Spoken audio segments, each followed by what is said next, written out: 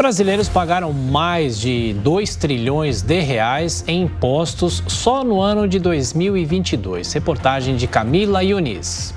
2022 terminou com uma arrecadação de mais de 2 trilhões e 890 bilhões de reais. O valor é 11,5% maior do que em 2021.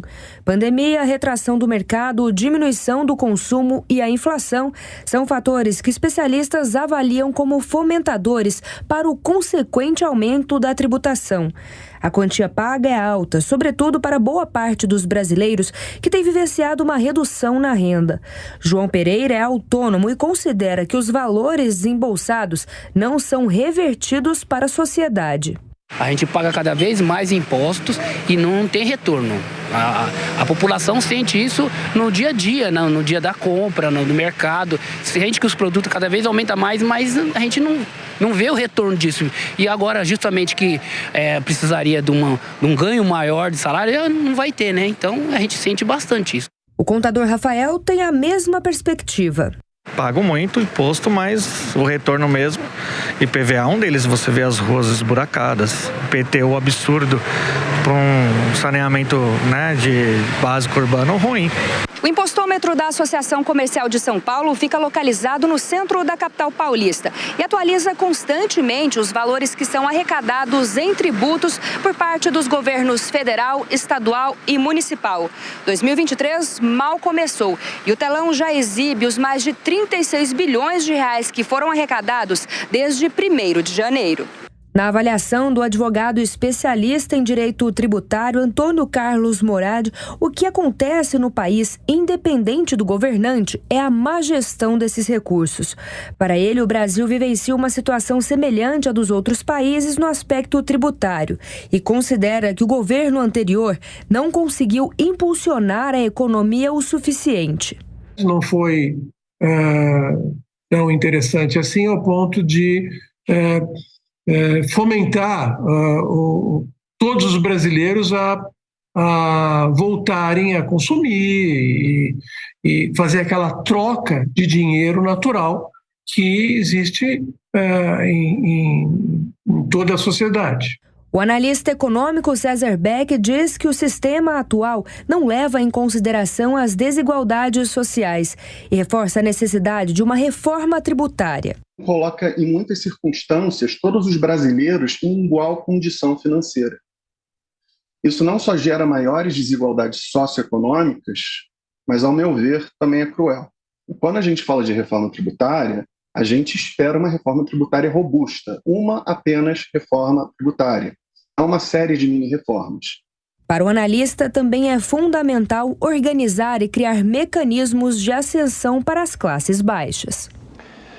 José Maria Trindade, ano novo, notícia velha e a expectativa do Congresso Nacional de aprovar uma reforma tributária que há quantos anos não sai do papel, né, Zé Maria? Pois é, eu assisti aqui, desde Mussa Demes, Germano Rigoto, Sandro Mabel e vários que tentaram fazer essa reforma tributária. Olha, Tiago, a carga tributária no Brasil é alta, considerada ali 35%, alguns setores mais, outros menos, mas é 35%. O que os empresários reclamam e setores empresariais vêm muito aqui em Brasília e fazem conversas comigo e com quem cobre o Congresso Nacional sobre uma reforma tributária ideal.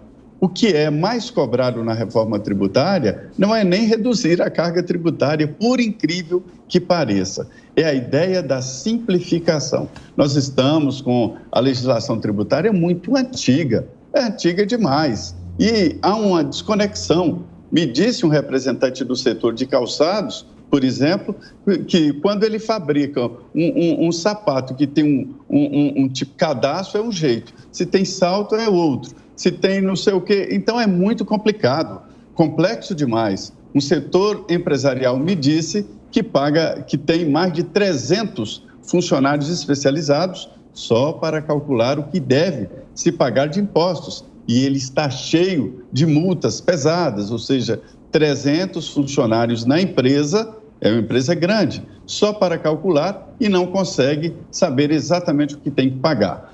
Nós temos uma reforma tributária pronta e que pela primeira vez ela é aprovada pelo setor empresarial, que sempre travou as reformas tributárias no Brasil, e também pelos estados. E aí houve um entrave. Eu estou acreditando, Tiago, que desta vez o governo, chegando com esta prioridade, consegue aprovar essa reforma tributária. Olha, não adianta. Os mais liberais, por mais liberal que seja, sempre admite a possibilidade de pagar impostos. O que não pode é inviabilizar os negócios, né? E, Diogo, também talvez doesse menos pagar um volume tão alto de impostos se a população tivesse um retorno equivalente, proporcional de benefícios em diversas áreas da sociedade, seria mais justo? Com certeza, Adriana. Isso fica evidente com a discussão que agora se tornará mais clara, mais premente, sobre a questão das deduções no imposto de renda, né? O Fernando Haddad, ministro da Fazenda, já disse que, além de revisar, né, a alíquota, na verdade, o teto para pagamento de imposto de renda a partir do ano que vem, ele também pretende fazer um pente fino nas deduções, principalmente nas deduções de saúde, que a classe média, muitas vezes, utiliza no seu imposto de renda.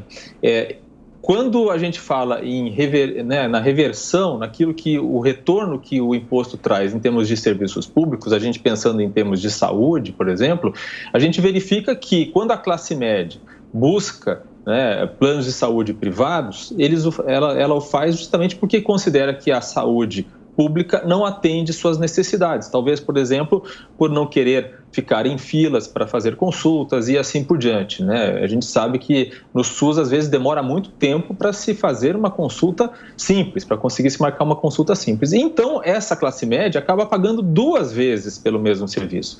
Ela paga pelo imposto de renda, né, pelo dinheiro que vai, né, para o serviço de saúde, para o SUS, e ela paga pelo plano privado. E quando você tira essa dedução, a possibilidade de deduzir uma parte do que ela gasta com a saúde, você acaba reforçando essa característica, né? Então, é uma discussão que vai acontecer. Fernando Haddad é a favor de tirar essas deduções.